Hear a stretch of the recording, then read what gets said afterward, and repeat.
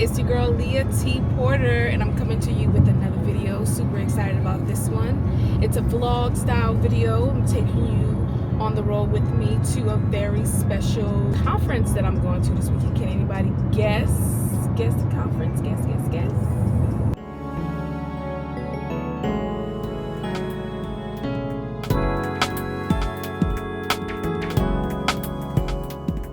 If you guess AfroTech, you got it right. So I am on my way to Houston, Texas for the 2025 AfroTech conference. Yes, I am being very careful on the road as I am vlogging now. But yes, super excited to be headed to Houston, Texas. This is my first time attending AfroTech. I've heard great and amazing things about this conference over the years, and I am super excited to be attending this year. And so some of you may be thinking like, yeah, you're in the performing arts sector, you're in the creative economy, and like, why are you going to AfroTech? Well, as a creative entrepreneur and as a person who works in the performing arts sector, I feel like it is important for us to be a part of and around conversations from other industries and different industries. And although this is a tech conference, I feel like as a creative entrepreneur, and I feel like anybody really in any sector, doing work in any sector, as an entrepreneur, it's important for us to be in those conversations when it comes to tech. We know that the world is rapidly changing, and technology, AI, is a really big part of our world evolving. And in the next 5 years, industries are going to look completely different than they do now. In the next 10 years, they're going to look totally different. In the next 20 and 30 years, life as we know it now, and the way we move in our jobs, in our careers, I think it's going to be extremely different. And I'm always a person who wants to just be at the forefront of those innovative conversations of how we can, elevate and expand our work. And I feel like as a leader in my field and as somebody who is a creative but also a creator, it's important to be at the forefront of those conversations and knowing what's happening and knowing what's going on and seeing how the performing arts is going to play a role in technology and AI in its evolution. Like, where do we fit in? Do we fit in? Yes, we do. And how do we fit in? So that's the first reason. And then the second reason, just as a business owner in general, I've been utilizing some very basic, AI and technology tools like ChatGPT and other tools that have really allowed my work to just be more efficient, more fluent, to get a lot more things done in a timely manner. And as an entrepreneur, a person who does business and who's also a creative and a creator, that helps a lot. But I know that there are a lot of things that I don't know about. There's a lot of other tools that I could be using to be even more efficient and to be even more forward-thinking and innovative in my processes and my systems that I create for my organizations and my businesses. So yeah, that's number 2. And then number 3 is I always have ideas swarming in my head about, things that I want to create and things that I want to do. And I am looking at expanding some of my businesses in multiple different ways. Let me just say that. I am really excited to meet and to network with different people in the technology world who I feel like hopefully could be an asset to some of the projects and some of the ideas that I have swarming in my head for the future. So yeah, that is why we are headed to AfroTech, and you all are going to get to come with me to the conference. I paused a little bit because I had a police passing, and I gotta be on point, y'all, because I've been on the road probably for about 30-45 minutes so far, and I can't tell you how many people I see pulled over. So I'm gonna be careful. Yeah, but that is why I'm going to AfroTech, and I'm super excited about that. You all get to come along with me for the ride, get to see what it's about, and hopefully I can encourage and inspire you all to attend next year. No matter what you do, no matter what industry you're in, I do feel like we need to be in all of those places and spaces that are highlighting how the world is evolving and changing, and AfroTech is one of those places. So yeah, stay tuned.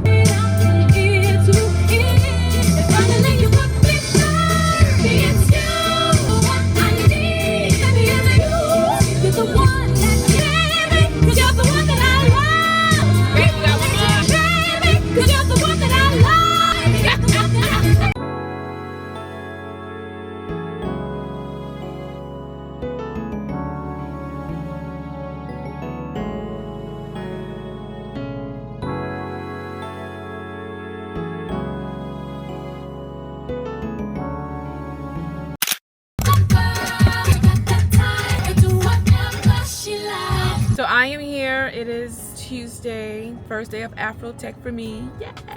I'm in a parking lot. It's $40 to park. Yes, $40. I was gonna Uber here, but I had to get some other business taken care of before I came to the convention center. So it just made sense for me to drive today. I don't want to do too much back and forth. It's $40, so I'm trying to decide if I am going to stay where I am and just suck it up and pay the $40, or if I'm going to drive around and try to find cheaper parking, which I feel like I might not necessarily find anything cheaper. Might be about the same price. And this parking lot is literally maybe a block and a half from the convention center where I'm gonna be all day. So it is convenient, and I do like convenience. I will pay for convenience, and it's just one of those situations where I feel like I will pay the $40. Last night I went to eat at Chopping Block, which is one of my favorite restaurants here in Houston. Walter, my mentor Walter, put me on the last time I was here, and I've been dreaming about the food since I left Houston last time. So yeah, I had to go to Chopping Block. That was like the first spot. But yeah, here at AfroTech, I have my heels on, y'all. We're gonna see how the ankle's gonna do, how the feet's gonna do. But I have my bag. I watched a really good video 2 days ago where it was like what you need to have in your bag for AfroTech, and it was really good. Some of the things that I didn't think about having in my bag that I probably wasn't gonna have in my bag, guess what? I put them in my bag. So I'm starting the day off with my heels, and then as the day goes on, I have my flats in my bag. So yeah, we're gonna start off cute, and at some point we're probably gonna get comfortable. Also have a blazer that I'm not gonna put on now because it's a little hot outside, but I'm probably gonna put it on in the convention center because I heard it's cold in there, and I don't like being cold. I'm excited to finally get to experience the conference and make the most out of it. And of course, I'm gonna take y'all with me as much as I can. Stay tuned.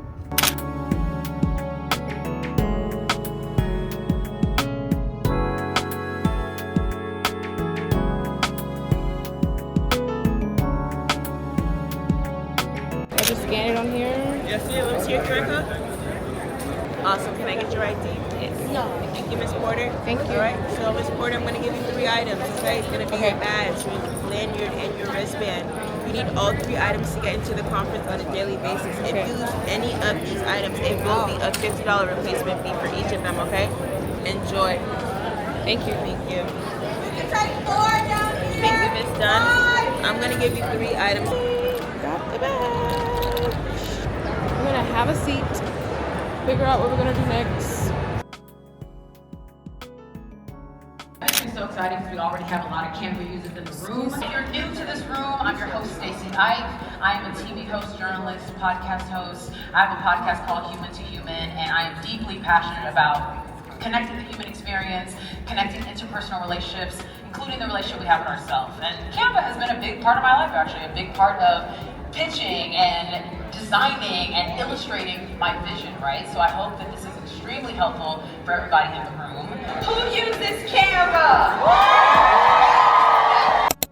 This simulation is to challenge you to make choices that you feel like you might not want to make just because of where you are right now, how much money you make. You feel like you can spend a little bit more. My goal is to make sure that each of you leave this simulation not broke, that you're making different choices, that you're thinking differently about your situation and what can be as a result. Because ultimately, the ultimate flex that each of us have in this room is not about how much money you make, but it's about how much money you have in the bank. How much can you obtain and save down the line? Second station in the simulation, we're gonna go to our next, which is transportation. When you get a car, how many bills do you typically have?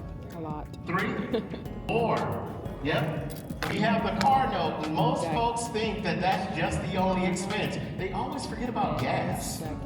And then maintenance. Yep. And most importantly, insurance, right? Because you're going to choose based on the size of your family, what are you going to get using the bolded number there. We're going to take 2 minutes for this. Remember where you are. If you're in suburban, you can choose public transportation for the entire family for just $200. If you are downtown, you can walk or you can bike. Take advantage of that if that's what you chose. Let's take 1 minute. 1 minute to make our selection.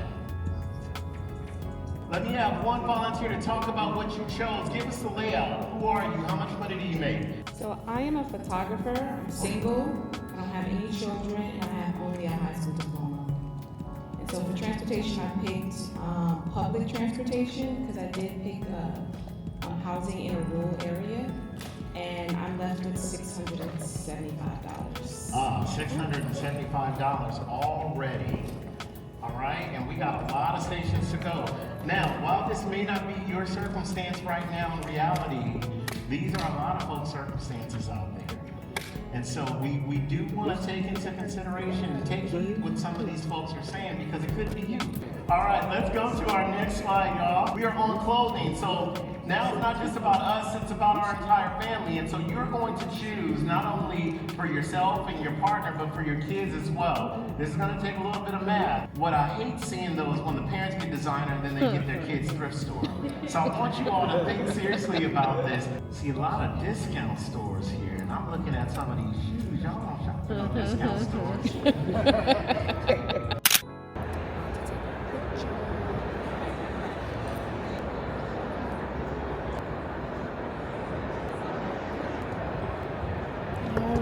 So we just finished our last session of the day. So about to go down to, I think there's a founders and small entrepreneurs meetup on the second floor.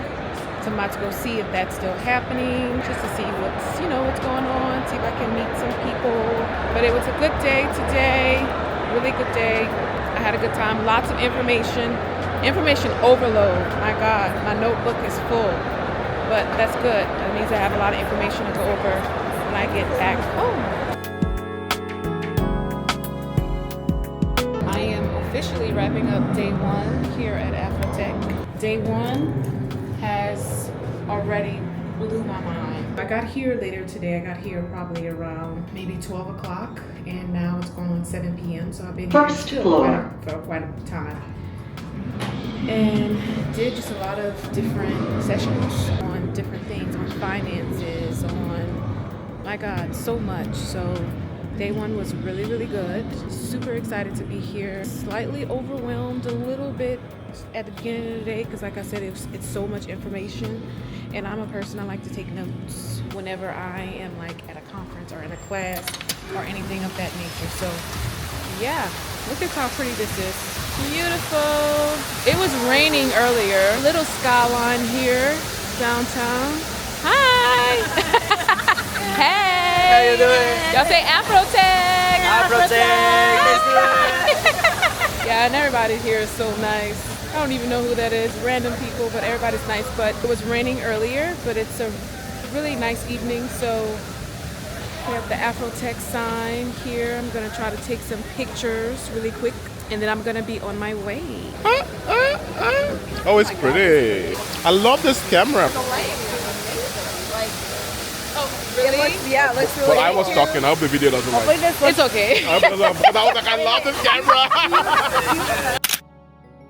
All right, good morning, y'all. I am back for day 2 of AfroTech. Listen, yesterday was a lot, but a lot in a good way. Like, coming to conferences like this is like information overload. So I'm taking a lot of notes and just making sure that I'm leaving back with a lot of information to be able to digest fully and go through fully when I get back home. But all in all, yesterday for day 1 for AfroTech was really good. I sat in some really good sessions about some of the top AI tools to use right now that are great for just any business that you're in, really. A lot that I did not know about. So I am very excited to go home and just kind of play around with these tools to see which ones would really work and which ones my organizations and businesses can benefit from. Also, they talked heavily about in one of our sessions just about having AI playtime, which I love that. I have a morning ritual that I do every morning. I wake up at 5 o'clock in the morning, pray and meditate. I read for 30 to 45 minutes. I work out for an hour, and then I have 30 minutes of education time. And that education time is me going through notes that I might write down from like a podcast that I might be listening to, because I listen to my podcast and I write notes from the podcast. But it was just a sweet reminder of like making sure to have that AI playtime, because oftentimes we find ourselves themselves learning these new technologies and getting a little frustrated because it's not necessarily the easiest or the most user-friendly. But the truth is that the more that you play around with them, that you get used to them, the better that you get at them. Also knowing that every AI technology and every tool is not going to necessarily be something that you're going to use. So it's like thinking about picking your top 3, top 4, top 5 apps or tools that are beneficial and work for your businesses. A lot of these AI tools cost. So if you're trying to get everything, it's going to be expensive. So that's why it's important to have that AI playtime. So that way you can really kind of play around and see which ones are going to be beneficial for the work that you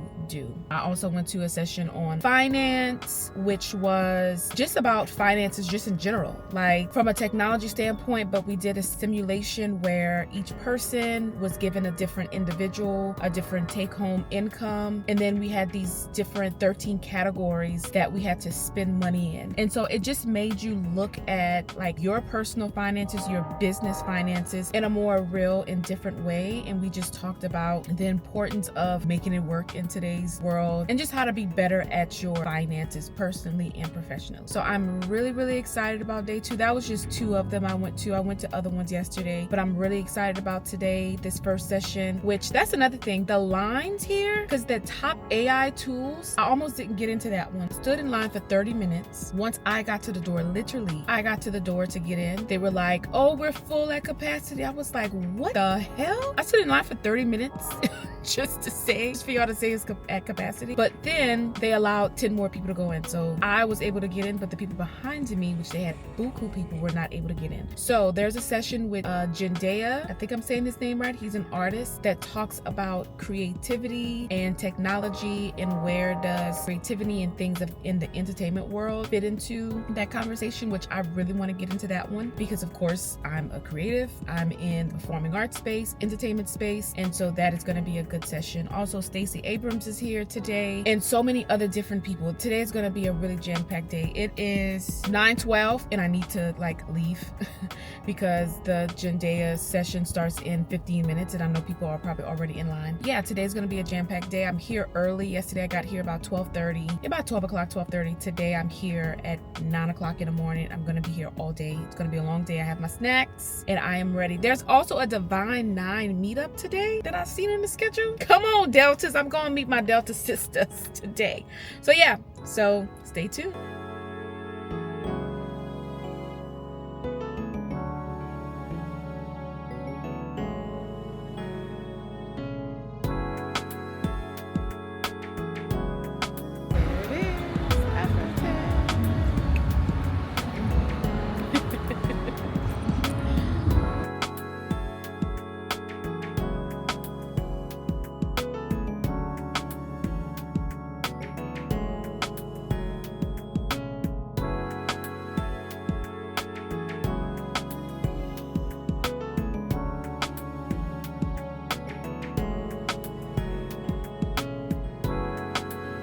Here is a chance for you to feel safe and feel seen and for you to think about the possibilities of what is possible while you're here. He is a multi-talented artist, storyteller, and visionary. So AfroTech family, get ready for an inspiring conversation with my dear friend. Please join me in welcoming Jadena to the stage. So let's get into it. You ready? I am. You know, last year felt like Freaknik with computers, so this year I'm expecting a hackathon in Magic City this year. People of color, black people, to steer. I don't necessarily trust every leader in the space to steer us right now. I tried everything, but it was working with AI that finally cured it. I always knew I had the vision, but it was always such a heavy lift, you know? AI democratizes dreaming. My mind is free to expand beyond the limitations of my body or my skill set. I'm not merely a rapper or a recording artist or just some prompt engineer or an AI director. I am a damn myth maker and I build worlds. Industry. Because I want to hear from a woman who never got to produce, because every single time she went to try to produce, the man in the chair was trying to get with her. I'm not a fan of fast fashion literally, and I'm also not a fan of one prompt artists or AI artists that literally just masquerade, especially if it's blackface. I don't want to see that. You know what I mean? So I don't like it, but how do you do it? It's you look for the people that show process and not the people that just show product. Process is what we're into. The last thing I'll say on that, as much as we're excited about efficiency, just remember that process is the spice of life. And because it's about to be super efficient, we're gonna have to start to gamify how we approach things. Our apps are gonna have to gamify it for us. A good example is like an electric vehicle. That pedal, it doesn't actually have to have resistance. It's not a gas car. But what they do is they create resistance so that you feel like the weight of your foot is actually pushing it forward. So as you'll see platforms like Suno Studio that start to gamify it and make that process something that's enjoyable, something that we can show. Let us seize the moment to declare our myth and honestly take our rightful space in this new age. Come on. To me, it is not impressive on its own that me and AI can make a whole Hollywood movie all by our damn lonesome selves. If this moment is gonna come at the expense of my relationship with myself, so I don't know who I am, were it not for a digital dashboard telling me how I feel, if it's gonna come at the expense of my connection to other people, who I no longer know except for their hyperbolic avatars of themselves to be monetized and extracted from a story we know, if it's gonna come at the expense of my connection to our mother, the earth, I don't want that. When spreadsheets can analyze themselves and emails can send themselves, when meetings can attend themselves and songs can even sing themselves, then what are we gonna do with all that time? When the answer to every question can be generated in a flash, then it's time for us to question just what we want to ask. What will it mean to be human? To be alive? We move most powerfully when we remember we are a we. That to live well collectively in the future, in the cloud, we must also plant our feet firmly in the now, on the ground. Thank you, Also helping people envision what's possible. And I've been privileged. I've written romance, I've written nonfiction, I've written children's books, but a thriller for me is the most exciting way to get people to eat their vegetables. You reject the ordinary because you are extraordinary. Thank you very much. Wow, that was good. All right, friends. It's okay, that was good. It's time for a That was quick break. good. Go stretch, network, grab a bite, and come And I was back. gonna walk. I was recharge for an gonna leave incredible out, afternoon lineup. but I'm glad I didn't. Buy your book and get it signed by Stacey Abrams. And they just had another session I wanted to go to. There's so much going on. It really is. It's like you have to See pick y'all and back here. choose. Well, I picked intentionally this session This because one? I saw him on John Ford's. You know, John Ford interviewed CEO. I'm not in technology. Sure, that's So okay. I'm actually, I'm a choreographer, I'm a director and a producer, and I work in the performing arts industry. Okay. And so I just feel like it's so important for us to be in all conversations and community with all industries. But I am curious to know, like, how does the performing arts industry, like, how do we land into the technology world, especially as we evolve? Yeah. Where do you live? I'm in Louisiana. Okay. Right Yeah. on. What part? Louisiana, Lafayette. Good. That's my name. Oh, really? See? Oh my God! Wow. And you know, you guys, Wow. I would submit, have better food than New Orleans. Listen, you know what? I need you. You know what? I need you to say that. Say that on camera. Lafayette has much better food than New Orleans. Finally, somebody gets it.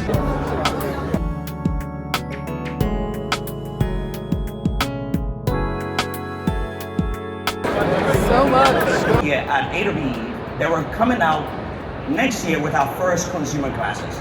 So with these devices, as a developer, you can subscribe to the Specs with Developer program and start building experiences for it. So this has been a very, very wonderful journey. And honestly, we've learned a lot. We continue to learn. One important thing is we always want to learn with our developers. We want to learn with our community. We build in the open. And that is why we're here today.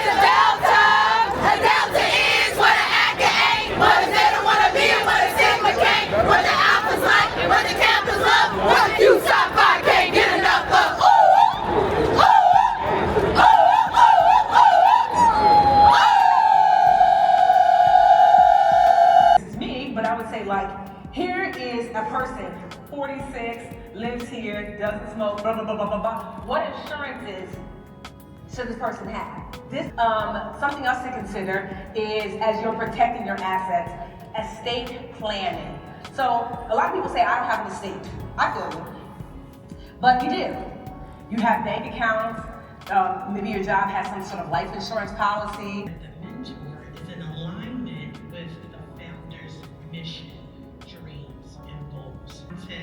Knowing the target audience, and in the non-sexy times, helping them with their books, letting them know, hey, you haven't done your taxes in a while, I think that would be a good idea.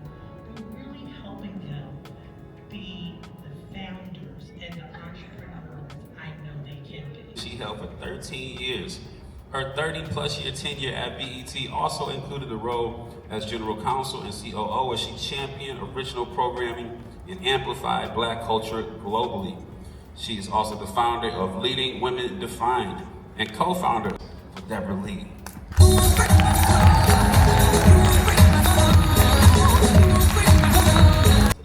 Wow, when I look back on my 32 years at BET, I started when I was about 12 as general counsel. Actually, I was a little older than that. But I guess it wasn't until I became CEO that people started asking me about my legacy. When I started as general counsel, my main goal was to keep the company out of legal trouble. So I was in a nice size office, but I had no staff except an administrative assistant. And that's what I was focused on, and getting that people started saying, what do you want your legacy to be? What's your vision for the company? No one asked me about vision when I was general counsel, or even when I was COO. As COO, you do what the CEO tells you to do. So that was my job, and to do a great job at executing his vision. So it wasn't until I became CEO that I had to say, what's my vision? What do I want my legacy to be? It was easy to come up with my vision because I really believed that authentic, high quality Black programming was going to work at BET. And, we were still pretty much the only Black network around. So we had a monopoly, and my view was all we had to do was put it on TV and it would work. But we had to get enough money to, have it be high quality. We had to have good producers, good people as my team, and that took a while. But the first show that we did, which would say clearly fit under my vision, was The Game. Gonna change the picture. You said you took a dance class? I'm doing that as my hobby. As your hobby. Where are you doing it at? Well, Monday it was in a dance class. It's Tuesday, like the dancing that she does here in Houston. I live here in Houston. So she does it every Friday. So that's how I got work. Go twice a week. So it was Just destroyed because I wanted to dance when I was younger, but I was always nervous, and so now that I'm like destroyed the sign. So it's the woman that I want to be, I'm like, running. let me push myself out there. So. Well, I love that. That's how I got, I often run into a lot of people that are like, oh my God, I wanted to be a dancer. I wanted to dance when I was young. And I tell people all the time, it's not too late. Like, You don't have to want to be a professional dancer to enjoy it. It could just be something you get up and do on a Friday night, or just something that brings you joy. Yeah, they go for dance level class, something fun, something light. Doesn't have to be a ballet class or a contemporary class. It could be anything. Latin. A lot of people love Latin classes, salsa classes. I want to try that too. Yeah. I would love to. Listen, I'm in Houston all the time. I'm in Louisiana. Okay. Oh, so you close. I drive down, and I have a friend here who has a dance company called Urban Soul. Urban Soul. It sounds familiar. It's a dance company, professional dance company here. Alvin. Blueberry and the mango. That's what they just recommended. Yeah, I got it yesterday. It was good. Really? I got it yesterday. It was really good. You have a napkin?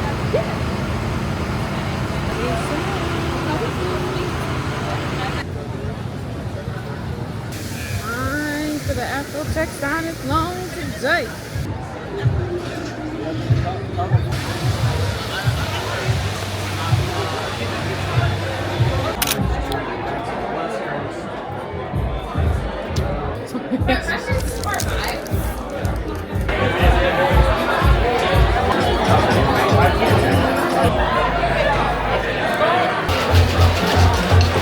Before I jump into this panel, I first want to shout out all of my Wilson Santini colleagues who are here wearing these very helpful metal plates, so you should be able to find us. But just to be more helpful, let's raise hands. Wilson Santini team, please come find us, visit with us. We're here to meet you. Anyway, but hey everybody, my name is Zach Ellis. As Brandon stated, I'm the founding manager partner of South Loop Ventures. We are a pre-seed and seed stage venture fund based here in Houston, where we invest in America's wildest dreams. And so our office is based over at a fund called Mercury Fund.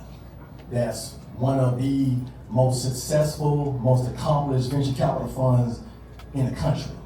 And so Mercury Fund believed in he and I's vision and our strategy, our thesis, everything that we wanted to do, and got behind it, and they've been riding with us since day one. And so he and I, like I said, we connected at the hip, and we're trying to make that impact, not just in H-Town, but across the country.